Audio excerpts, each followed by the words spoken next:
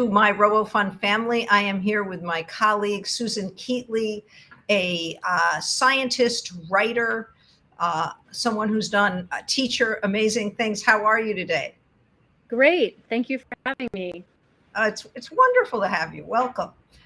For those of you joining us who don't know about RoboFund, I'm Laura Hart. I'm the CEO and founder, and my company is actually going to be 24 years old in a couple of months. We provide children with creative ways to learn using leading edge technologies. And we have classes, camps, work with homeschool groups, birthday parties, private lessons. We are located on 102nd and Broadway. If you go to robofund.org. And right now we're registering kids for next week and the week after, both online and in person. If you are looking for a way to have your child have some fun over the vacation and you're trying to have a little space in your life, we have afternoons, we have mornings, we have Minecraft, robotics, coding. So we'd love to see you. Go to robofund.org or call us at 212-245-0444. Sign up and you'll learn about my weekly speakers, which Susan is this week's speaker. I send out a blog twice a week with information both about the company, but also I'm a mom of a now 23-year-old, but I homeschooled him. I had him in school, so I taught for many years. So my blog infuses information about the company, but also my knowledge of the field of education. So we're here today with Susan, who I met about a year ago in a writing class. We were both doing an online writing class. And I knew that there was a lot to this person that I wanted to learn about. And so we started talking, and I learned that Susan, a graduate of Princeton, has a Ph.D. in chemistry, went on to do 3 different careers before her 2 children, now has 2 children, are 8 years old.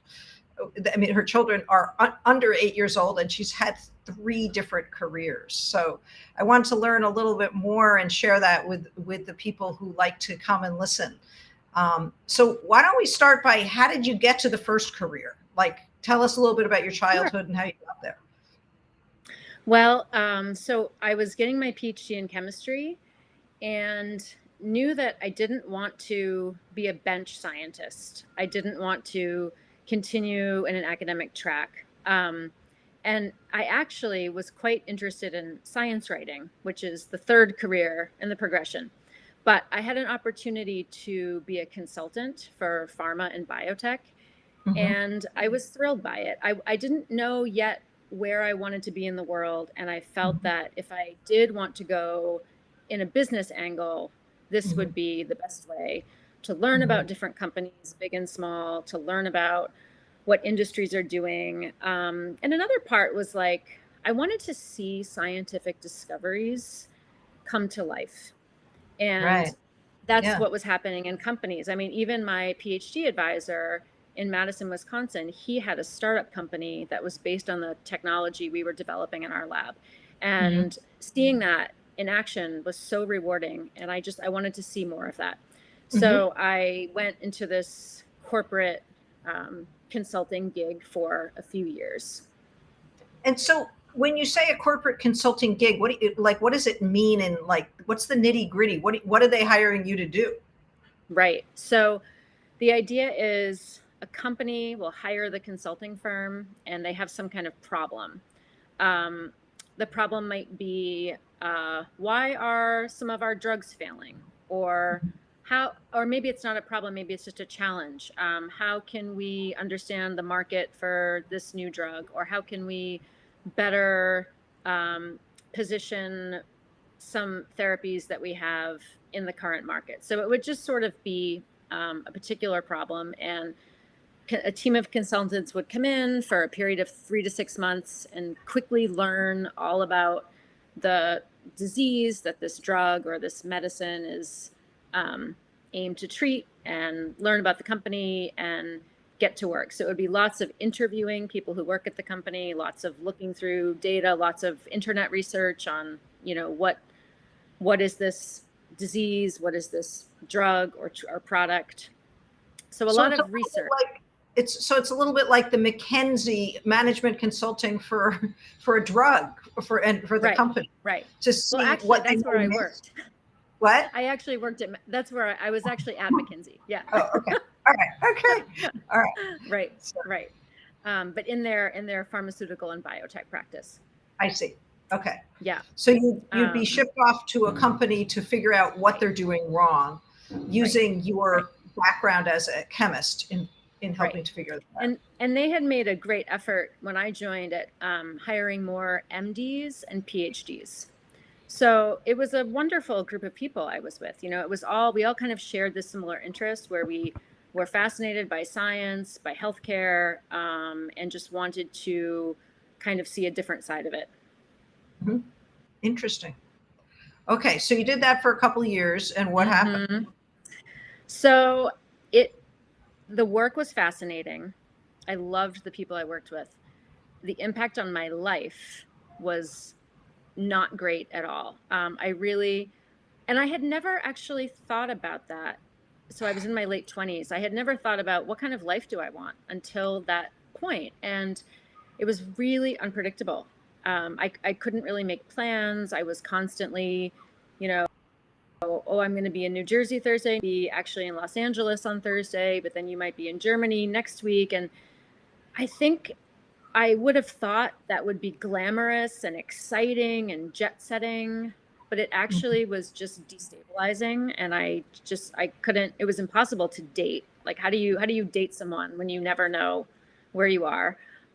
It was hard to keep friendships. And I felt this lack of stability that didn't feel good. So I knew that this was not the right thing for me long term. And so I ended up taking some time off and again thought, oh, maybe I'll do science writing. I went to a science writing workshop. And then a friend of mine knew of an opening at a high school in Manhattan to teach science. And it was a temporary position. It was a maternity replacement. And I thought, wow, amazing. It's a 3-month job. I'll get to just kind of see what teaching high school science is like. Okay, so at this time, your base is in Manhattan. Yes. Yeah. Okay. So I had been living in Manhattan during the time that I was a consultant for McKinsey. So I was terrified of the teenagers. I didn't know what to expect. And just but ended you weren't up. so this was a private school because you weren't a certified Yes. teacher, right? Yeah. Okay. Yeah. It's a private school. Yep. And I taught 10th grade chemistry for 3 months and just loved it. Loved it. It was so rewarding. And so then I went on, and the position turned into be a permanent position. So then I taught for 9 years, high school science at 4 different schools in the city. And it was just such a wonderful job. It gave me that stability that I was craving, that routine, that regularity, and the relationships I formed with the teenagers was just amazing. Are you in I touch got to with any of learn. them still? Yes. Yes. Yeah. That's a very beautiful part of. Yeah. It just, and especially my first class, I remember them so well. I had brought in a Venus flytrap because I was teaching biology, and one of the freshman boys made a video back when it was actually kind of hard to make a video. Like this was 2009. He made a video of the day we had the Venus flytrap and feeding it. And I mean, it was such a joy and such a thrill. So I did that for a long time, and things changed when I had my own children. So I'm very introverted. So I would kind of pour out all my energy in the classroom and then go home to kind of restore and rejuvenate. And now I would go home and I'm like, oh, okay. Like I'm still on, like I still have to like give all this energy. And I found it really exhausting. So again, it was sort of like this isn't really fitting my life the way I am looking. And I really just, I kept doing it. I think I did it for four more years after I had kids, but I was like, I was torn. That was a really hard job to leave. And in the summers too, I would like renew over the summers and say, oh, I can do this. It's okay. But then I would go back and just be so tired and feel so drained. But meanwhile, I had just been kind of writing on the side Mhm. here and there, and taking Writing writing like classes. fiction or writing I science had writing? I was taking a fiction writing class. Mhm. I was taking a children's book writing class. I So was I just want to writing, jump in that yeah, you were taking it. The reason that we know each other is because of a former RoboFund mentor, Arlena Tabensky, who's a right. great writer for everyone out there and has written some really great young adult books. And then that was your writing teacher, right? Yes, exactly. Okay. All right. Arlena So, was amazing. And again, such an inspiration as a person with children, making the writing work. mhm. Mhm. So I had been writing, and it's funny, like people would say, oh, you should post on Facebook that you're writing. And I would always feel kind of just ugh, every time I did it. But I did it because they say, you never know, because I had a children's book manuscript and was, kind of like toying with trying to get an agent. So I was posting a lot on Facebook, and a friend of mine, an acquaintance, had seen my posts and knew I was writing. People in my group knew I was writing, Mhm. but an opportunity had come up to write some articles for the New York Times. They had a new parenting section, and she asked me to do it. So it really, I guess I would say to people, when you're not sure about like the self promotion, just do it, because you never know what opportunities it might bring your way. Right. Um, so I really benefited from social media in that sense. Yep. And it's funny in decisions, you take one step and then life propels you to the next step. So, Yes. who would have Yes. thought from one Facebook post you end up writing for the New I York Times? know. That's pretty I cool. know. So, It was amazing. It was really, really lucky and a wonderful way to get going. And so that was sort of the beginning of the writing. And I did a few articles for the parenting section, and then I met the head of communication for the Simons Foundation, which mhm, is a scientific nonprofit foundation in mhm, New York, in the city. And they fund different kinds of computational research, computational biology, computational astrophysics, etc. mhm, And she said, oh, we need some writers. And so I said, I'll give it a try, and have been writing a lot. That was 2.5 years ago when that mhm. started. And I've been writing a lot for them, and just completely love it. And it's a great it's a great fit for my life. So it gives me that kind of like introverted, quiet focus.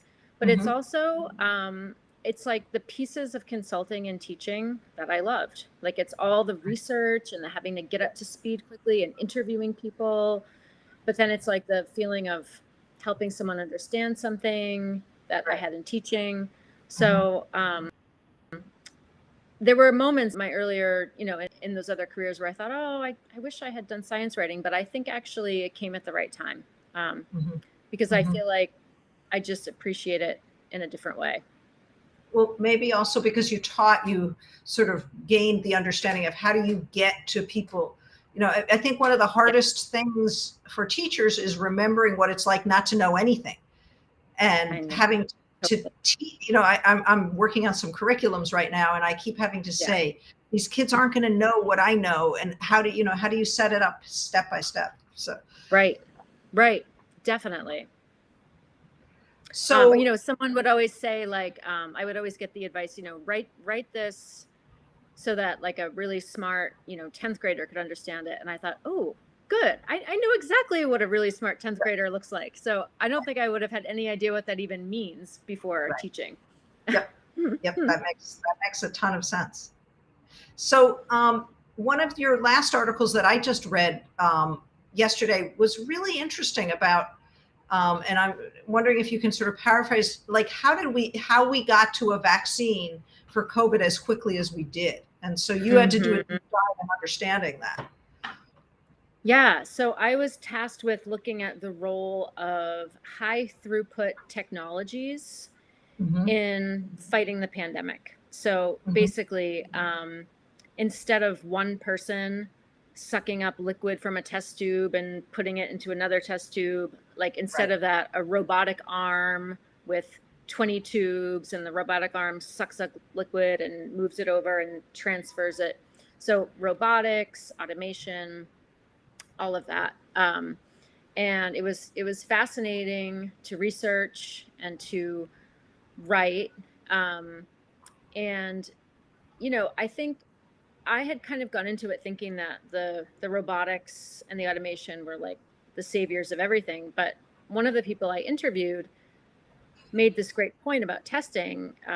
This is Joe DeRisi, who is a biology professor at the University of California in San Diego, and actually identified the first SARS virus back in 2003. Wow. I know. So he said, the greatest high throughput testing is like everyone having a rapid test.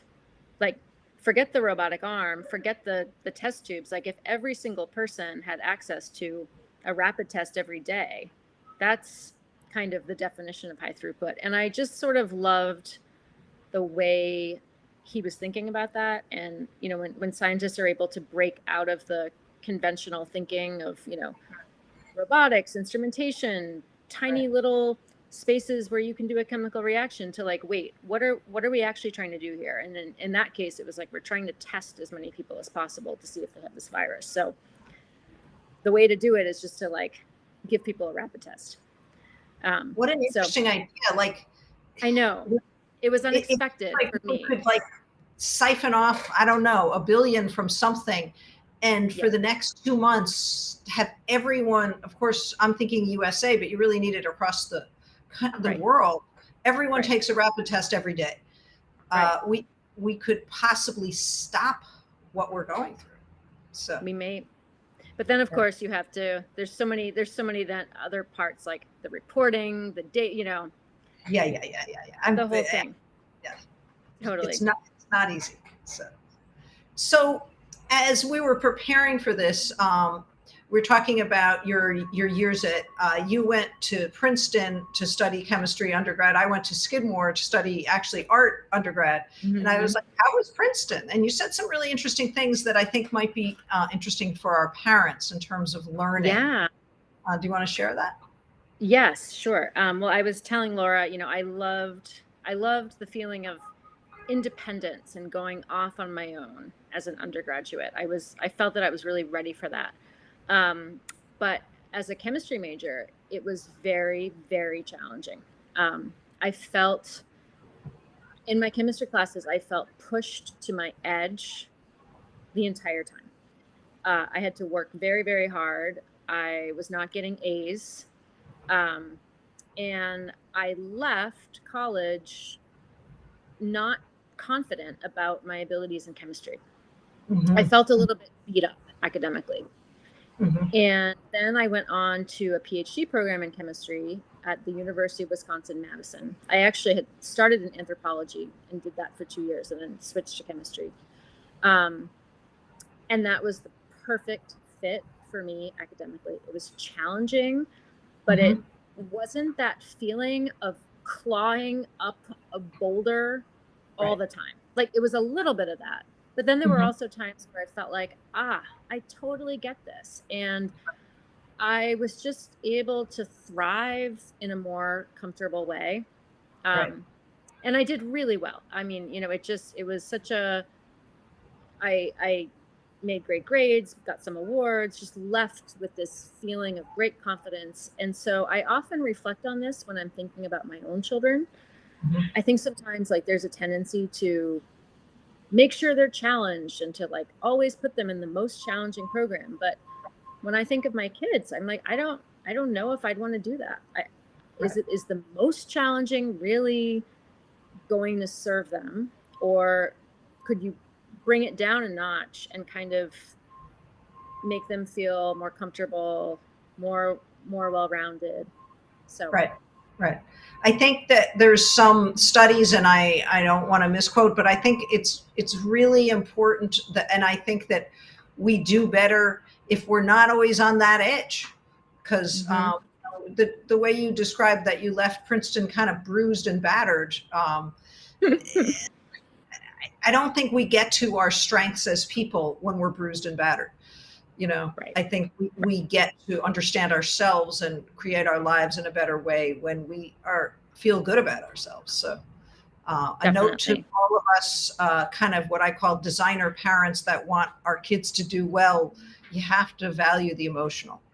And Yeah. And I think it's hard. I mean, I think um, there's, I think it's hard to see opportunities for your children and not go after them, even if yeah, it comes down to like, signing them up for every possible thing that they like. But it's just, again, like stepping back and thinking like, if they're running to 10 different activities, right, are they even going to be able to appreciate the activities?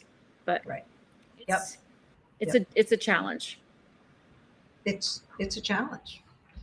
So, what made you go into chemistry? Like, um, Mm, how did you end up at Princeton studying chemistry? yeah. I Well, must have, especially as a woman. yeah. So as a kid, I just was always fascinated with chemicals, and I would go into our upstairs bathroom and make inventions. I Uh honestly don't know how I didn't die or blow up the house. I would just mix all these different chemicals together alone in the upstairs bathroom. One day like my the mother walked in and chemicals that said, you would "What are find in you your doing?" garage or Yeah. uh, in the kitchen under the sink, that kind of thing. Uh-huh. Oh yeah, like Huh. nail polish remover, like mixing it with cleaning chemicals. Um, so I always had this kind of like fascination in potions, but I just distinctly remember taking chemistry in high school in 10th grade and just loving it and knowing I love this subject. This is it. Because Mhm, it broke everything down into the tiniest pieces. mhm, Like suddenly just I could look at, like a table and say, oh, like that's made of atoms. And I know what an atom looks like. And it gave me this order in the way I thought about things. mhm. But I That's just really loved it. interesting. Yeah. Yeah. And I've always So, loved it. I mean, uh, even when I was having a hard time in my classes because they were really, really hard, I still fundamentally loved the subject. mhm. It's good. That's good. Yeah. Sometimes it can go the other way that it's so hard that kids just, nope, I'm not doing this anymore. So Right. Right. that's so. Do you think about any experiences that you had as a child that really, well, I guess the experimenting in the upstairs bathroom. Yeah. So, did you have? I mean, did you have any mentors as you were growing up I in did. sciences? So my brother is 19 years older than me. So he was kind of like a dad. But he was always interested in science. He studied physics in college and he worked at analytical instrumentation companies. So he was always encouraging me to, you know, encouraging my interest in science. But I would also, I mean, it definitely was there and he was encouraging it. I don't think he could have made me, pushed me to go into science if I didn't already love it, Yep. or at least love chemistry. Right. Um, but I didn't do like science camps or science extracurriculars, Mhm. anything like that really. So, I think it was just having some really good teachers and interests. I mean, I was thinking the other thing though I used to do. I mean, I've always been a writer. I've always used writing as a way to think through things, or I would always just constantly be telling stories when I was a child, just walking around, narrating everything, making up characters. And I used to think everyone was like this. Mhm. And then I realized, no, not everyone just writes copious pages in their journal every night. Like, not everyone sees everything like a story. So I think maybe it's just kind of like noticing. I would just say like what your kids do. I mean, I don't even think anyone really noticed that on my part, but Right. now I I mean, look it's at a my different children like, generation. what do they do? Like, what do they like to do when they're walking around the house, Right. Right. So you also made a big change in the middle of the pandemic. Our topic of the balance of change. Yeah. You want to talk a little bit about that as we Yes. wrap up? So we were living in Manhattan and we moved to a rural area of Baltimore County, about 30 minutes north of Baltimore. We had some family here, and we lived on an Airbnb on a blueberry farm for 6 months, and then we rented a house that we're still in. And it's been such a profound change. I've met a friend here who also lived in New York and is an actress and a playwright, and we often meet up and talk about like how we're so much more productive creatively living out here in the middle of nowhere. And I just wouldn't have expected it, but there's just like not a lot to do. So I have big chunks of time to sit at my desk and focus and write. Whereas in New York, I just feel like I was always running here or running there or doing this or that, or there was always some like adorable little coffee shop to sit in. Now, like here, there's like an IHOP. Like it's just not. My friend and I go to the IHOP. There's no oat milk. You know, it's just this is what it is. But that has been a surprise that I would actually get more creative work done moving out of a place that has so many creative people. Right. But it makes sense in a lot of ways. So, yeah. So I want to thank you for coming and sharing. Thank you. And if you wrote you have beautiful pieces, and all of the links. The particular one that comes to mind as we're ending is the piece on moving to a blueberry farm. Yeah. So for those of you who are interested, how would they Google that? Would they go to Princeton Review and your name? Yeah, you could type in Princeton Alumni Weekly. Okay. Susan Keatley. Yeah. Or you could type in Princeton Alumni Weekly Blueberry Farm. That would probably work too. Okay, great. All right, great. Thank you so much. And thank you so much, Laura. This was really fun. Thank you. Okay, we forgot the last thing, which I think is really cool, is you're writing a novel right now. Yes. Do you want to talk a little bit about that before we go? Sure. All right. So it's a thriller set in the consulting world, and my protagonist, her best friend at work, she finds him dead, and she's got to figure out what happened to him. And there's different threads about pharmaceuticals and sort of the ethics around certain drugs. And I think my challenge for 2022 is finding a way to work on this novel in a consistent manner. It's been a little bit ad hoc up until now. So, but now you have two children in school, yes, and a lot of the life issues Thank kind goodness. of have space, and so we're going to definitely have you back as you get this published, because you will. Thank you. Thank you. And I love thrillers, so great. I'll enjoy reading it. So, all right. Well, we are done for today, and I am so thankful that you shared your amazing 3 careers before your 2 children are 8 years old. So that's amazing. And in each career, you've really done a lot of important work. I want to, for my audience, just let you know, I'm Laura Hart from RoboFun, and our website is robofun.org. And we have lots and lots of classes with the goal of helping children love to learn using leading edge technologies. So at robofun.org, you will find one-day classes, a whole series of after schools, either online or on the Upper West Side. And particularly right now, we have what we call vacation camp coming up. You can, for those of you coming into New York who would love to have a 3-hour period without your child, you can drop them with us at 102nd and Broadway and have either 3 hours or even 7 hours. We'll help them with their lunch, and they can take class in the morning, have lunch, class in the afternoon. And we have warm, nurturing, small classes. The largest class at this time, especially with social distancing, is 8 children. So thank you, Susan, and thank you to our audience. And I'm struck, I think my point in leaving was the question you asked yourself while you were at McKinsey: what kind of life do I want? It's a great question. So thank you. Thank you. You're more than welcome.